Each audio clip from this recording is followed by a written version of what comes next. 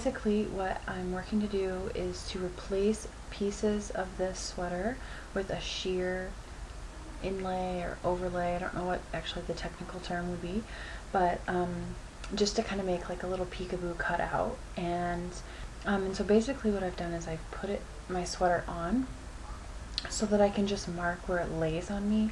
I obviously don't want it to like come down too far showing things. So I'm just marking kind of where I want my 2 points to be. I'm kind of thinking like Western shirt style, like the archy points kind of thing, where they meet here in the center, kind of a similar point. You can of course reference later and check them to make sure that they're the same. So I'm just going to kind of, I know this is backwards, but I'm just going to kind of feel around the back of the sleeve shoulder so that it's in a similar place as where this one stops. And I'm really off with my left hand.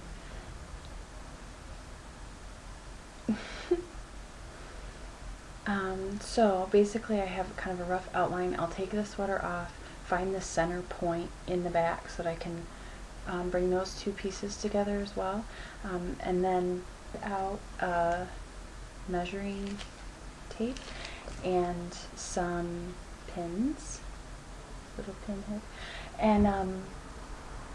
and scissors, and that's really all you're going to need. Okay, so I marked on the back of the sweater the point that I want it to come to, and now I have my fabric laid out. I also have tucked the sleeves of the sweater on the inside so that I can see a good shape for the arm. And I also, you just want to make sure, you know, like that you lay it onto the fabric enough that you cover where your points want to come down. There's enough length here. So what I'm going to do now is just make some rough marks. This is just going to get rid of the excess fabric. I can cut out a rough piece and pin it onto the sweater and make it a little more detailed and specific that way. So you're just going to make marks here at the neck, at the shoulder. This is going to be the shoulder seam, so this is going to be the common area between the front and the back. You're also going to make, when you do it on the other side, also going to make a mark at the armpit on both sides.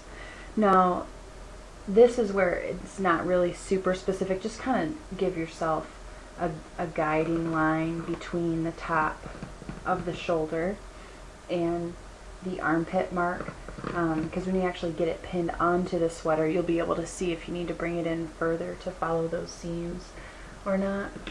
This is just going to be a rough estimate. So we're just going to kind of draw this out. I will fold it down. Watch where your buttons are. Fold it down and just make a mark here. That shows you center. So now you can pull this away and you have a kind of general idea. So I have my scissors. I'm using pinking shears. I like them, I guess. And I'm going to come out fairly wide down here at the bottom just to come up to where the pattern is. Leave yourself a good amount, maybe ½ an inch to an inch around your actual markings. This is going to give us room to, you know, if we didn't measure something exactly right, or you want to hem it under. We are sewing a non-stretchy material onto a stretchy material, so it always helps then too to have a little extra to work with there. So I'm just going to cut this piece out.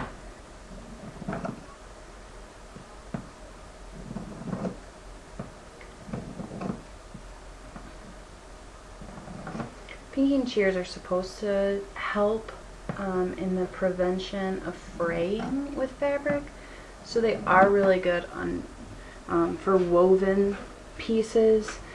Just then your ends are more likely to hold up with all the moving around that you do when you're constructing something. I just like the jagged edges that they make.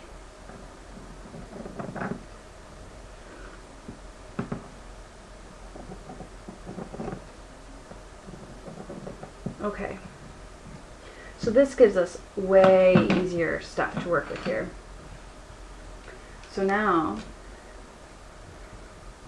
when I lay my sweater out,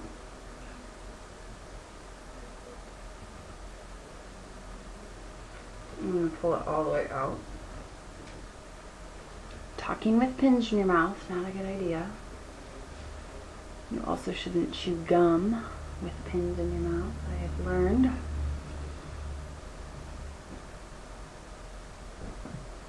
Okay, so you're going to lay your sweater out, lay your overlay on top of it, and just see where it matches up. Your shoulder seam is where the front and the back are going to connect. So you want that to have at least a seam allowance hanging above your garment.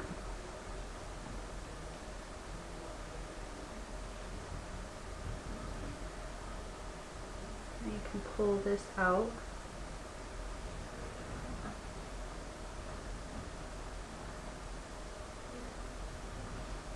Line it up with center.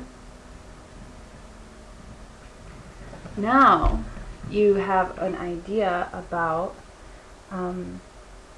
where you want your marks to go. So if you look here at where your mark on your sweater was, if you can kind of keep your pencil there. This is our mark then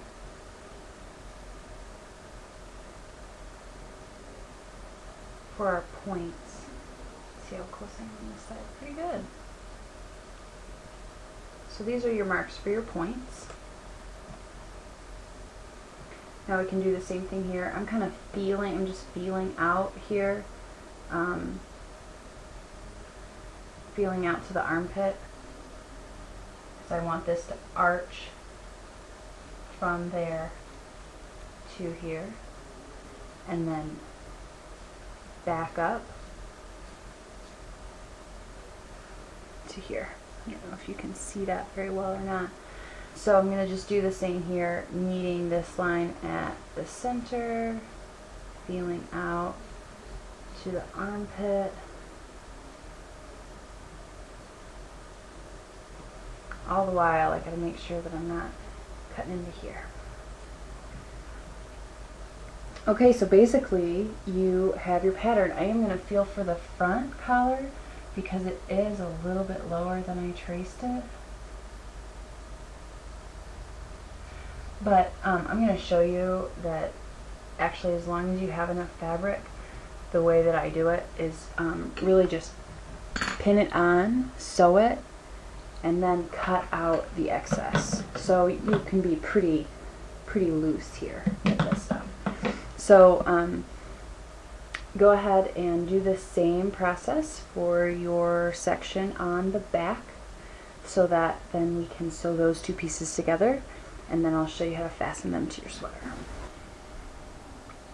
Okay, so hopefully that wasn't too frustrating for you. It is difficult sometimes working with non-stretchy fabrics and stretchy fabrics. So basically I have my sweater now turned inside out, so we're working on the wrong side of it.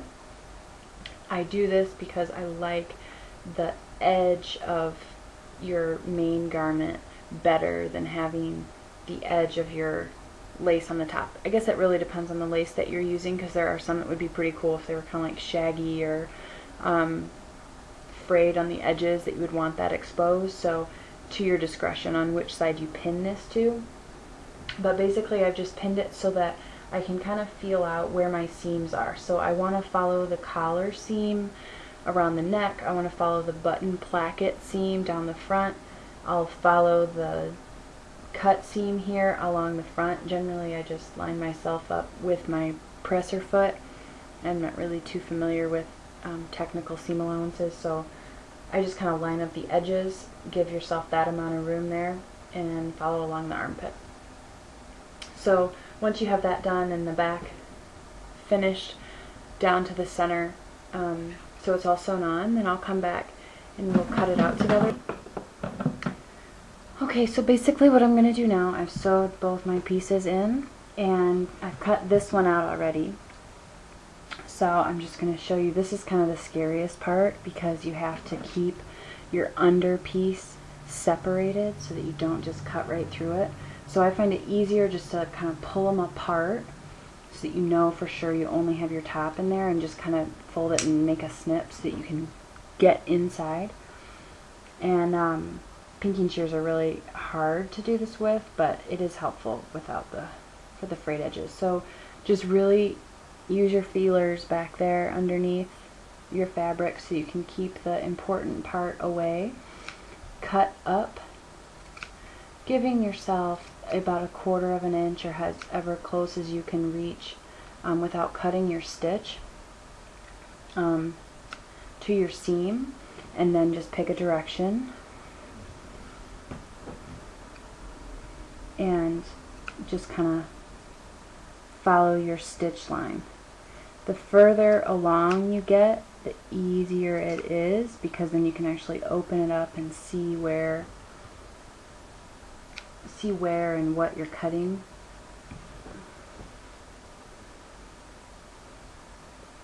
It's really interesting to me to be cutting this sweater because I've worked for as many years as I've had it to keep holes out of it. I mean, I've patched it and reinforced moth holes, and now I'm just cutting right into it. It seems kind of wrong, but nothing I own is ever safe from my scissors.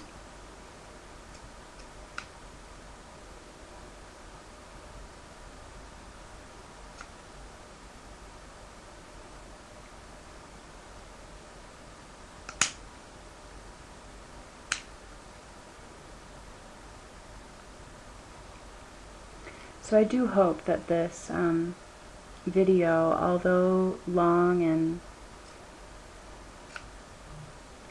somewhat unorganized,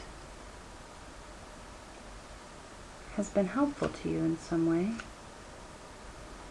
That it may give you some ideas for other projects you might like to do. I've used this same technique for just the center back of a sweater.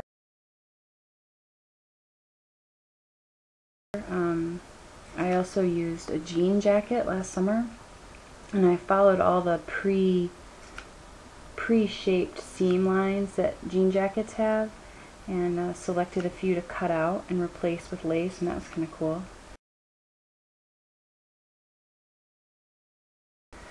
But the jacket itself was too big, so it just felt awkward. Okay, so we made it through that part. Now on the inside there will be excess of your seam allowance, so just, you know, cut off so it's not flapping around. Okay, so here it is, our finished product. I really like the way that the two leopard prints kind of match but don't, and that this is sheer up here. So just word to the wise, or I don't know what the phrase is, but you can see here I did kind of snip through that spot. So I'll just go back over that and kind of zigzag the crap out of it so it's all attached and reconnected, or you could patch something under it if that happens, but it does happen, so don't freak out. It's still a wonderful finished product, and people are going to admire it, and they're going to wonder where you got it, and you can say it's a reFind original. So certainly if you have any feedback or questions, I am really open to both, and I hope that you gain something from this. And if you have something to share or a finished project that you would like to post, please contact me or leave it in the comments. So have a great night, and see you next time.